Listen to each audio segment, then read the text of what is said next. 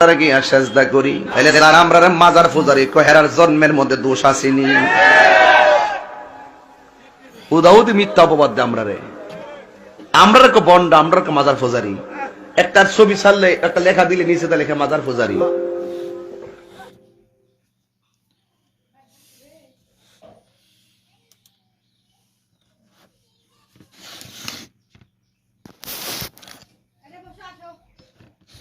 তারা কি আর সেজদা করি তাহলে আমরা মাজার পূজারি কহেরার জন্মের মধ্যে দোষ আসেনি।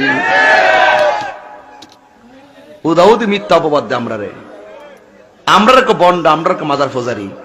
একটা ছবি ছাড়লে একটা লেখা দিলে নিচে তা লেখা মাজার পূজারি।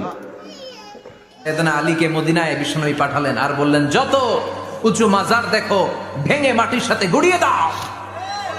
সবার উপরে মানুষ সত্য, তাহার উপরে নাই। এজন্য কবরকে সিকিউরিটি দিতে হবে, কিন্তু গম্বুজ বানানো যাবে, লাল সালু দেয়া যাবে। কোরআন হাদিসের দলিলের বাইরে যত মাজার আছে সব মাজার ভেঙে গুড়িয়ে দাও। কোরআন হাদিসের বাইরে যত পীরের খানকা আছে সব পীরের খানকা আগুন দিয়ে জ্বালিয়ে দাও। আল্লাহ দন রাসূলকে দিয়া গেলেন আল্লাহ গায়েব হইয়া, রাসূলের দন খাজা পাইয়া শুইয়া আছে আজমিরে।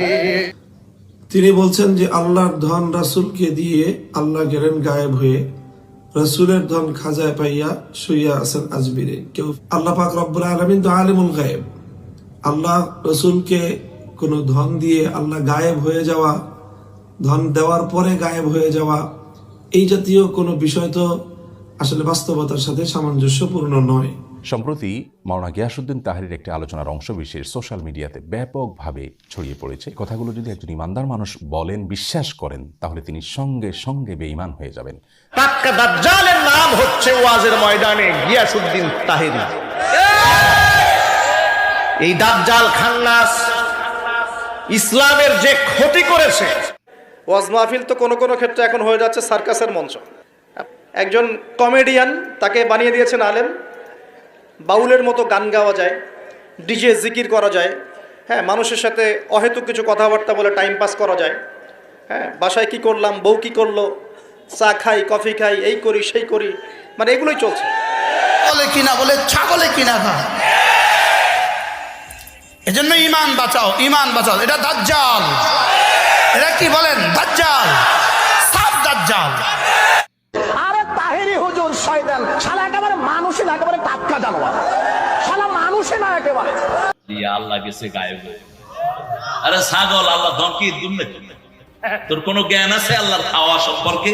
আল্লাহ গেছে গায়েব হয়ে এই কথাটা যে বলবে, খালি তাহেরি না, এই কথাটা যেই বলবে ইসলামী স্টেট কায়েম থাকলে তার ফাঁসির মঞ্চে দিতে হবে। গিয়াসউদ্দিন তাহেরি এটা তো বলবেই না, এটা বলবেই না। আমি চ্যালেঞ্জ করছি, ও বলবি না। আমার সামনে নিয়ে আসেন, তো ধর্ম কিচ্ছু বুঝে না।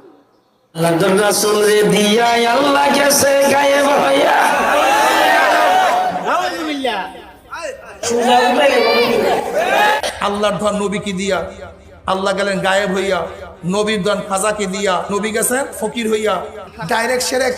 আমি তাহেরি সাহেবকে বলবো, আপনিও সাবধান হন। আমার 48 ঘন্টার আলটিমেটাম দিয়েছে একজন আলেমকে, একজন আলেম যে আলটিমেটাম দিছে, আমি আসলে বাস্তবিক পক্ষে তাকে কোনো আলেম মনে করি না। আপনি জানেন তাহেরি ভাই যা করছে এগুলো ঠিক না, তারপরও আপনি অন্ধভাবে ওগুলো মেনে নিচ্ছেন। আপনার বিবেকের ওপরে কি কুকুরে পোশাক করেছে? 24 ঘন্টার আলটিমেটাম দিয়েছে আমাদের এক ভাই, তাহেরি ভাই। আসলে বুঝলাম না মানুষটার যে কি হলো, আমি কিছুই বুঝতে পারছি না। কোন কথা বললো আর কি সে করছে? এ ব্যক্তি মুশরিক হয়ে গেছে, কোনো সন্দেহ আছে? এ ব্যক্তি শিরক করেছে, কুফরি করেছে, কাফের হয়ে গেছে, সন্দেহ আছে? এমন কিছু অসভ্য মূর্খ বক্তা বের হয়েছে যারা ময়দানে ওয়াজের নামে মানুষকে মুশরিক বানায়। খাজা বাবার গান গাইতে যাইয়া শিরক করে আল্লাহর শানে, রাসূলুল্লাহর শানে। সব বাজারি ভণ্ড বক্তারা মানুষকে মুশরিক বানায়, কাফের বানায়, বেদাতি বানায়। সুনামগঞ্জের মাটিতে তাদের জায়গা দিবেন না, জুতা পেটা করে বহিষ্কার করবেন এইসব। আল্লাহর ধন রাসূলকে দিয়ে আল্লাহ গেলেন গায়েব হয়ে। এই আকীদা কি তাওহীদের পক্ষে না বিপক্ষে? আল্লাহর ধন নাকি নবীরে দিছে, নবীর ধন খাজারে দিছে। এখন আল্লাহ খালি হয়ে গেছে গা, নবীও খালি, সব এখন ধন বয়ে রইছে ওই আজমিরে। এর লেগে হের হাত থেকে কেউ খালিয়া দেবি না। 100% শিরকি কথা। এই জাতীয় আকীদা যে প্রসার করবে ও বেঈমান হয়ে মরবে। আল্লাহর ধন রাসূল রে দিয়া আল্লাহ গেছে গায়েব হইয়া। আস্তাগফিরুল্লাহ বলে কি? এই কথাটা কোরআনের সরাসরি উল্টা। যেই বক্তা এই কথাটা বললেন যে আল্লাহর ধন নবীরে দিয়া, নবী আল্লাহ গেছেন গায়েব হয়ে, নবীর ধন খাজা হয়ে, এখন খাজার দরবারে গেলে খালি হাতে ফেরা যায় না, এর কি ঈমান আছে না গেছে বলে? আর যে আল্লাহ পাকের কুদরতের সাথে, আল্লাহ পাকের মুলকিয়তের সাথে, ক্ষমতার সাথে, সিফাতের সাথে, আল্লাহ রাব্বুল আলামিনের ওয়াহদানিয়াতের সাথে, একত্ববাদের সাথে যে ব্যক্তি এরকম কুফরি বক্তব্য দেয়, এরকম শিরকি বক্তব্য দেয়, এর ঈমান থাকার কোনো সম্ভাবনা নাই। যে ডোমেইনের নেম সার্ভার আমাদের আপডেট করতে হবে, সেই ডোমেইনের ম্যানেজ ডোমেইন এই অপশনটাতে যাব। ম্যানেজ ডোমেইনে আসার পর এখানে আপডেট নেম সার্ভার এই অপশনটাতে ক্লিক করার জন্য আমাদের প্রথমেই